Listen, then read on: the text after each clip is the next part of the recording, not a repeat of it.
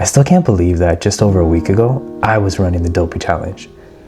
Waking up every morning and preparing for the final day, the marathon. 4 races, 4 days, 48.6 miles. What started as a race weekend turned into something much bigger. This is the story of how I got there and what it taught me along the way. What once felt impossible slowly became possible. And that's really my why. I keep coming back to these moments because I need reminders that I can do hard things. When I quit smoking, I honestly didn't think I could do it, but I did.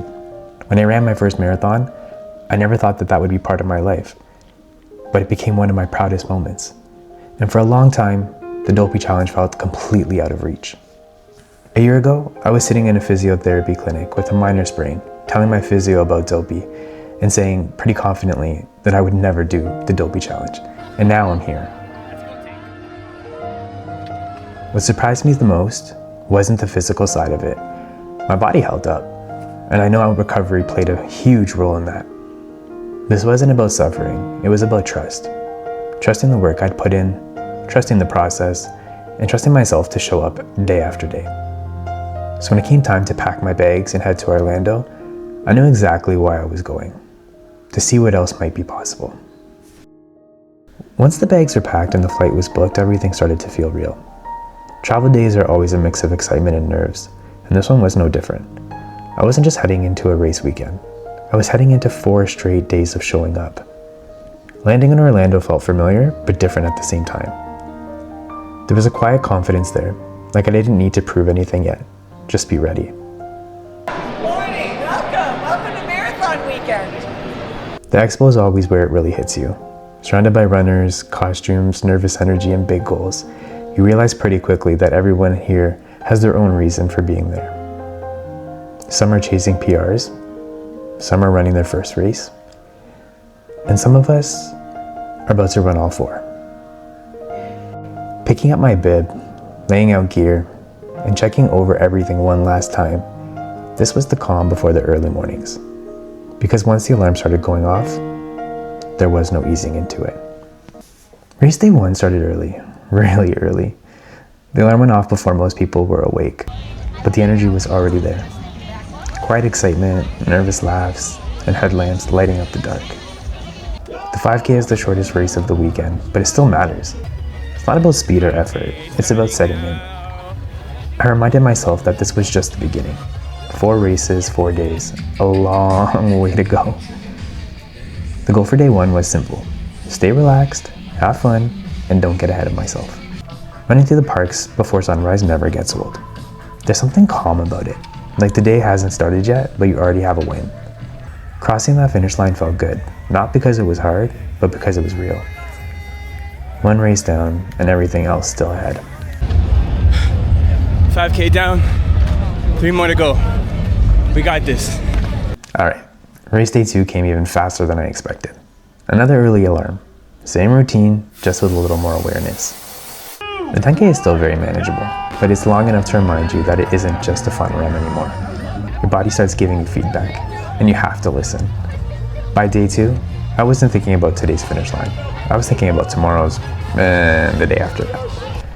The goal stayed the same: run smart, stay patient, and protect what's ahead. The crowds were louder, the energy was higher, and the costumes made it feel light. But mentally, things were starting to lock in. Crossing the second finish line felt less like celebration and more like confirmation. 2 races down, the routine was set, and now the real work was waiting. It's real. 2 down, 2 to go. Race day 3 was different. Waking up that morning, I could feel the miles from the last 2 days. Not in a bad way, just a reminder that things were adding up. The half marathon is where the Dopey Challenge really starts to ask questions. Not about speed, but about patience. By now, the routine was locked in. Early wake up, fuel, warm up, and go. Out on the course, I focused on staying present. 1 mile at a time, 1 decision at a time. This wasn't about pushing. It was about restraint, knowing that the most important race was still to come. Crossing the half marathon finish line felt like a shift. Not relief, but commitment. Because once that medal was on, there was no pretending anymore. The marathon was next. How do I feel? I feel nervous for tomorrow, but excited. I feel proud. Thank you. This is just more proof that I can do hard things. Race day 4 finally arrives quietly.